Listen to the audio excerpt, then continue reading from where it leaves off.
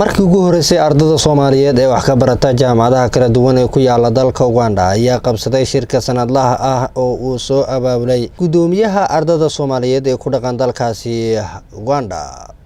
shirkan ayaa ah mid looga aransanayo ayaha ardayda Soomaaliyeed ee wax ka barata dalkaasi Uganda iyo sida ay si dhow iskula socon lahaayeen xaaladahooda. ugu horeyn waxa shirka furay gudoomiyaha qaranka ardayda Soomaaliyeed ee ku dhaqan dalkaasi Uganda isagoo faahfaahin ka bixiyay ujeedka kulankani.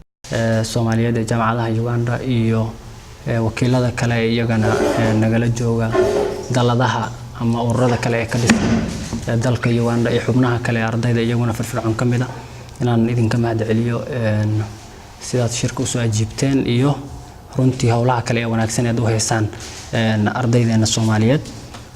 intaas kadib madashaan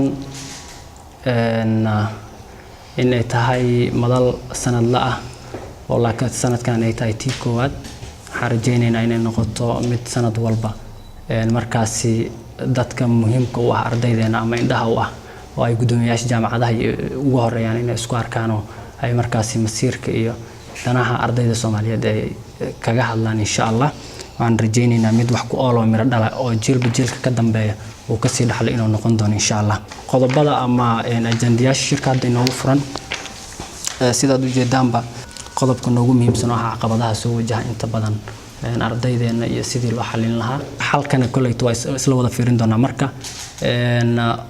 gudoomiyaasha jaamacadaha inta badan haduu alla idmo ahmiyada siin doona maadaama waqtigan uu nagu yar yahay inaan qodobkaas si fiican aan markaas ugu wada hadalno sidoo kale intana aan markaan caqabadihii aan helno kadib inaan xalkeedii sidii loo xalin lahaa inaan markaas isla garanno kadibna wixii aan ka dhigno wax miro dhalo shaqeeyo haduu alla idmo. sidoo kale waxa iyaguna goobta ka hadlay qaar kamid ah gudoomiyaasha jaamacadaha ardayda Soomaaliyeed ee wax ka barata dalkaasi Uganda iyadoona ugu dambeyn qodobada ka soo baxay kulanka ugu horeeyay ee sanadkan ay ku yeesheen kambala oo warbaahinta la wadaagay Bakar Cali oo kamid ah ardayda wax ka barata jaamacadaha ku yaala dalkaasi Uganda sidoo kalena ah gudoomiyaha ardayda jaamacadda Kambala ee dalkaasi Uganda.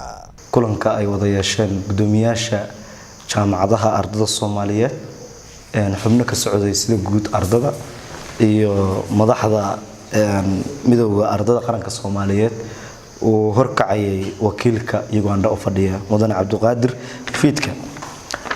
ajandaha shirkan sanadlaha ah wuxuu ahaa 3 qodob. qodobka koobaad wuxuu ahaa in gudoomiyaasha ay isdhaafsadaan warbixino waxyaabo u qabsoomay sanadkii tagay si fiican ay gudoomiyaashu ugu warbixiyeen la isku dhaafsaday xogaha kala gedisan ee sanadkii 2019 qabsoomay.